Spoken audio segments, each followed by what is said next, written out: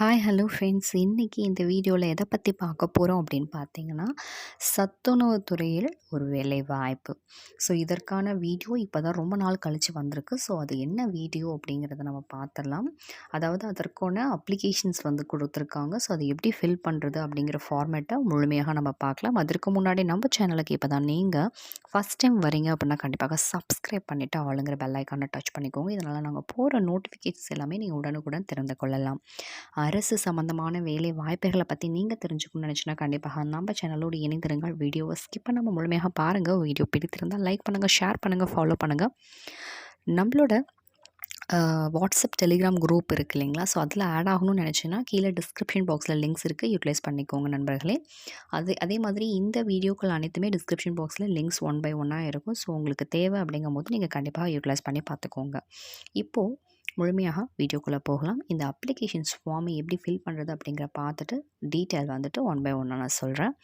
So ஒருங்கிணைந்த குழந்தை வளர்ச்சி பணிகள் திட்டம் முதன்மை அங்கன்வாடி பணியாளர் பணிக்கான விண்ணப்பம். ஓகேங்களா? ஸோ இதில் வந்துட்டு 3 கேட்டகிரியாக வந்து ஒர்க் பிரிச்சிருப்பாங்க. முதல் கேட்டகிரி பார்த்திங்கன்னா நம்மளுக்கு அதாவது அங்கன்வாடி பணியாளர், அதுக்கப்புறம் சமையல் உதவியாளர். ஓகேங்களா? ஸோ இது மாதிரி 3 கேட்டகிரியில் வந்துட்டு நம்மளுக்கு வேலைகளை பிரிச்சிருப்பாங்க. ஸோ 3க்குமே பார்த்திங்கன்னா அப்ளிகேஷன்ஸ் ஃபார்ம் என்னமோ ஒன்று தான். ஓகேங்களா? ஸோ பார்க்கலாம். முதல்ல மாவட்டம். ஸோ மாவட்டம் அப்படிங்கிறது நீங்கள் என்ன மாவட்டம் அப்படிங்கிறத வந்துட்டு நீங்கள் மென்ஷன் பண்ணிக்கோங்க. அண்ட் தென் பார்த்திங்கன்னா திட்டம் அப்படிங்கிறது முதன்மை அங்கன்வாடி பணியாளர் பணிக்கான விண்ணப்பம். மேலே கொடுத்துருக்காங்க பார்த்தீங்களா, ஒருங்கிணைந்த குழந்தை வளர்ச்சி பணிகள் திட்டம். அதை தான் இங்கே எழுதணும். இல்லைனா அதை ஸ்கிப் பண்ணி அதை அப்படியே ஸ்பேஸ் விட்டுருங்க.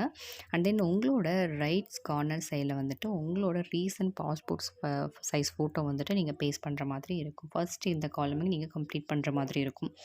இப்போது 3 இதுக்கு சொன்னேன் இல்லைங்களா, அப்ளிகேஷன்ஸ் வந்து ஒரே மாதிரி தான் இருக்கும். இது முதன்மை அங்கன்வாடி பணியாளர், குறு அங்கன்வாடி பணியாளர், சிறு அங்கன்வாடி பணியாளர்ங்கிற அந்த டைட்டில் மட்டும் தான் சேஞ்ச் ஆகிருக்கும். 3க்குமே ஒரே அப்ளிகேஷன்ஸ் தான். ஸோ மனுதாரரின் பெயர்கள், அதாவது உங்கள் சர்டிஃபிகேட்டில் என்ன நேம் இருக்கோ அதை தான் நீங்கள் இங்கே மென்ஷன் பண்ணணும். ஓகேங்களா? அதை தவிர்த்து நீங்கள் ஏதாவது ஸ்பெல் மாற்றினீங்கனாலுமே அது பிரச்சனைக்கு தான் கொண்டு போகும்.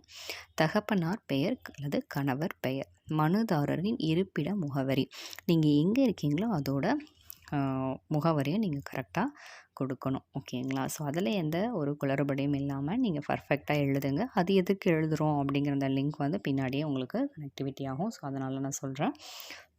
ஸோ வந்துட்டு முகவரியை கரெக்டாக டோர் நம்பர், பிளாட் நம்பரோடு நீங்கள் கரெக்டாக எழுதிடுங்க. அதே மாதிரி டிஸ்ட்ரிக் அப்படிங்கிறது இதில் ரொம்ப ரொம்ப முக்கியம். ஓகேங்களா? ஸோ அதனால் கரெக்டான டிஸ்ட்ரிக்ஸ் போடுங்க. தெரியல அப்படின்னா கண்டிப்பாக ஃபைண்ட் அவுட் பண்ணிவிட்டு அதுக்கப்புறம் போடுங்க.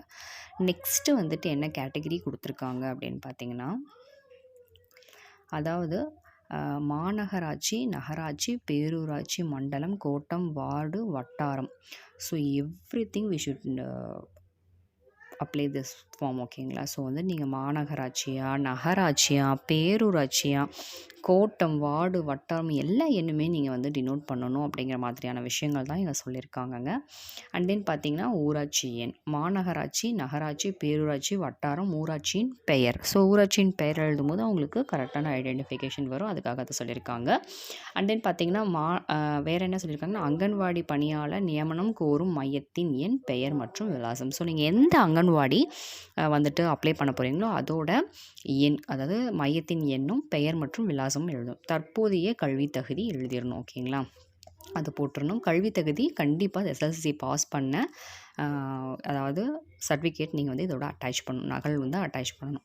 பிறந்த தேதி மற்றும் பூர்த்தி அடைந்த வயது, அதாவது டேட் ஆஃப் பர்த் வந்து பர்ஃபெக்டாக நீங்கள் போட்டுடணும்.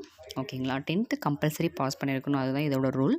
ஸோ வந்துட்டு தேர்ச்சி அடைந்த பெற்ற விவரம், சான்று இருக்கு இல்லைங்களா? ஸோ அதோட ஜெராக்ஸ் வந்துட்டு இந்த அப்ளிகேஷனோட நீங்கள் அட்டாச் பண்ணுற மாதிரி இருக்கும். ஓகேங்களா? ஸோ ஃபுல் டீட்டெயிலாக நான் சொல்கிறேன். ஸோ இதில் எந்த டவுட் இருந்தாலும் கண்டிப்பாக நீங்கள் கமெண்ட் பாக்ஸ்லேயும் கேட்டுக்கலாம். ஸோ இப்போ 9 காலம் நம்ம முடிச்சிருக்கோம். அண்ட் தென் ஆஃப்டர் என்ன கொடுத்துருக்காங்க அப்படின்னு பார்த்தீங்கன்னா, இதில் வந்துட்டு நெக்ஸ்ட்டு ஒன் வந்துட்டு வகுப்பு வருவாய்த்துறையில் பெற்ற சாதி சான்றிதழ். ஸோ வருமான வரி நீங்கள் வந்துட்டு, அதாவது இதில் வந்துட்டு என்ன குடும்ப வருமான வரியும் கேட்பாங்கங்க. நீங்கள் எவ்வளோ வந்துட்டு ஏர்ன் பண்ணுறீங்க அப்படிங்கிறதும் அவங்க கண்டிப்பாக கேட்பாங்க. ஓகேங்களா? நெக்ஸ்ட்டு வந்துட்டு சாதி சான்றிதழ், அதாவது சாதி சான்றிதழும் இதில் ரொம்ப முக்கியமானது.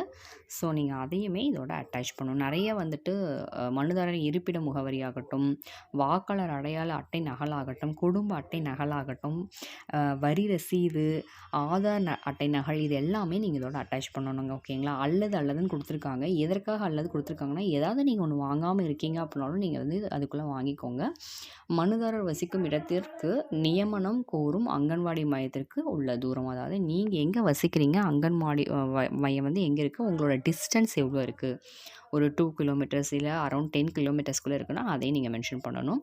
மனுதாரரின் பிற கல்வி தகுதிகள், தொழில்நுட்ப கல்வி தகுதிகள், சான்றிதழ் இணைக்கப்பட வேண்டும். உங்களுக்கு ஏதாவது எக்ஸ்ட்ரா கரிக்குலம் ஆக்டிவிட்டீஸ் இருக்குது அப்படின்னாலும் அதையும் நீங்கள் இதில் ஆட் பண்ணிக்கலாம் அப்படின்னு சொல்லியிருக்காங்க.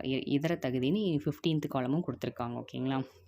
நெக்ஸ்ட்டு வந்துட்டு ஒருவேளை நீங்கள் 10th முடித்து 12th முடித்து இல்லை டிப்ளமோ முடிச்சுட்டும் நீங்கள் இதுக்கு அப்ளை பண்ணுறீங்க அப்படின்னாலும் அதையும் நீங்கள் ஆட் பண்ணிக்கலாம்னு சொல்லியிருக்காங்க. திருமண நிலை, திருமணமானவரா, விதவையா, ஆதரவற்ற விதவையா, கணவரால் கைவிடப்பட்ட பெண்ணா அப்படிங்கிறதையும் நீங்கள் டினோட் பண்ணிக்கணும். அதற்கான சர்டிஃபிகேட் கண்டிப்பாக நீங்கள் வந்துட்டு இதோட அட்டாச் பண்ணுற மாதிரி இருக்கும். ஓகேங்களா? ஸோ வந்துட்டு நெக்ஸ்ட்டு வந்துட்டு மனுதாரர் வந்துட்டு அதாவது எவ்வளவு பர்சன்டேஜ் ஹேண்டிகேப்பாக இருக்கீங்க அப்படிங்கிறத உங்களுடைய சர்டிஃபிகேட்டில் உங்களுக்கு இருக்கும். அதையும் நீங்கள் மென்ஷன் பண்ணணும்னு சொல்லியிருக்காங்க. மனுதாரரின் குடும்ப வருமானம், ஸோ வருமான சான்றிதழ் கேட்டிருந்தாங்க இல்லைங்களா? ஸோ அதுக்கு வந்திருக்கு. அந்த இதையும் நீங்கள் ஃபில் பண்ணணும். பிற குறிப்புகள் ஏதேனும் உங்களுக்கு இருந்தால் அதையும் நீங்கள் இதில் மென்ஷன் பண்ணணும். ஓகேங்களா? ஸோ சிம்பிளான மெத்தட் தான். இந்த 18 காலம் தான் 3 இதுக்குமே வரும். ஸோ இதில் ஏதாவது டவுட்ஸ் இருந்தாலும் நீங்கள் கிளாரிஃபை பண்ணிக்கோங்க. நெக்ஸ்ட்டு இடம் நாள் போட்டுட்டு நீங்கள் வந்துட்டு ஜஸ்ட்டு சைன் பண்ணி அப்ளை பண்ண வேண்டியது தான். ஓகேங்களா? ஸோ உங்களுக்கு ஏதாவது டவுட்ஸ் இருந்தால் கண்டிப்பாக கேளுங்க. இதோட லிங்க், அதாவது கனெக்டிவிட்டி வந்துட்டு அடுத்த நோட்டிஃபிகேஷன்ஸில் உங்களுக்கு கிடைக்கும். அதுக்கு கண்டிப்பாக நம்ம சேனலை நீங்கள் சப்ஸ்கிரைப் பண்ணி வச்சுக்கோங்க. வீடியோவை முழுமையாக பார்த்ததற்கு நன்றி. மீண்டும் அடுத்த வீடியோவில் சந்திக்கிறேன். நன்றி, வணக்கம்.